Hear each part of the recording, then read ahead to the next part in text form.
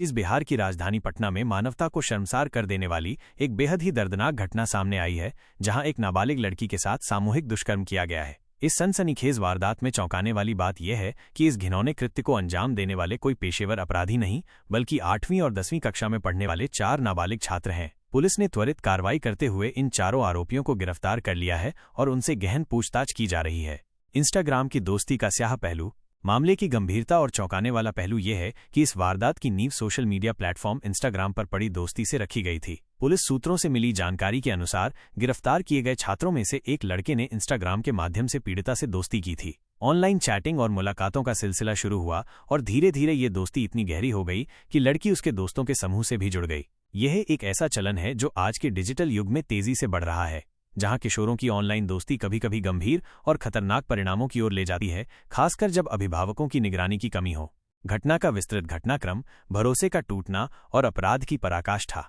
Police की शुरुआती जांच और पीड़िता के बयान के आधार पर इस दुखद घटना का विस्तृत घटनाक्रम सामने आया है। बताया जा रहा है कि लगभग 1 महीने पहले पीड़िता अपने इंस्टाग्राम बॉयफ्रेंड से मिलने दीपनगर इलाके में स्थित उसके घर गई थी। यहीं पर उनके बीच पहली बार शारीरिक संबंध बने थे। इस घटना के बाद भी कथित बॉयफ्रेंड और उसके दोस्तों का समूह लड़की के संपर्क में रहा। हाल ही में मंगलवार को पीड़िता को कोतवाली इलाके के एक होटल में बुलाया गया। आरोप है कि होटल के कमरे में पहुंचने के बाद पहले उसके बॉयफ्रेंड ने उसके साथ दुष्कर्म किया। इसके बाद उसके 3 अन्य दोस्तों ने भी बारी बारी से इस जघन्य अपराध को अंजाम दिया। यह घटना उस भरोसे को चकनाचूर करती है जो एक नाबालिग लड़की अपने दोस्तों और परिचितों पर करती है। एक के बाद एक कई लोगों द्वारा इस कृत्य को अंजाम दिया जाना इसे और भी विभत्स बनाता है। पीड़िता का साहस और पुलिस की त्वरित कार्रवाई। इस भयानक अनुभव से गुजरने के बाद भी पीड़िता ने साहस दिखाया और होटल से बाहर निकलने के बाद तत्काल अपने परिजनों को इस पूरी आपबीती के बारे में बताया। ये पीड़िता की हिम्मत ही थी कि उसने इतनी बड़ी घटना को छिपाया नहीं और अपने परिवार को जानकारी दी, जिससे अपराधियों पर कार्रवाई संभव हो सकी। परिजनों ने भी बिना देरी किए स्थानीय पुलिस स्टेशन को इस मामले की सूचना दी।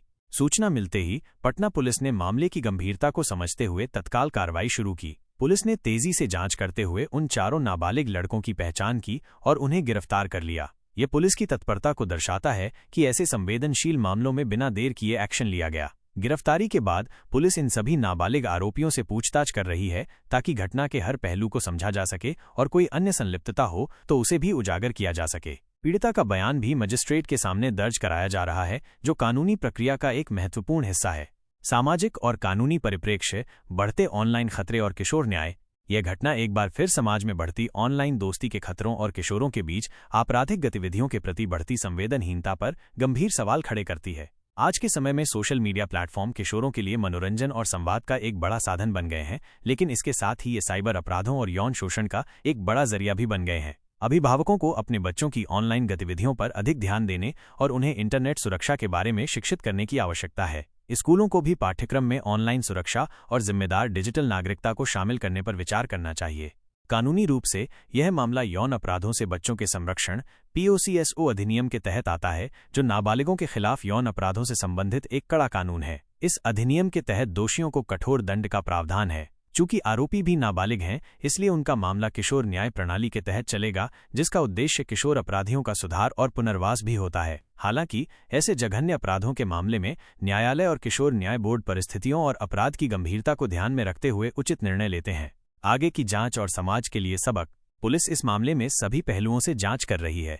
इसमें होटल के CCTV फुटेज खंगालना, आरोपियों के मोबाइल फोन की जांच करना और अन्य संभावित साक्ष्यों को इकट्ठा करना शामिल है। पीड़िता को आवश्यक चिकित्सा और कानूनी सहायता प्रदान की जा रही है।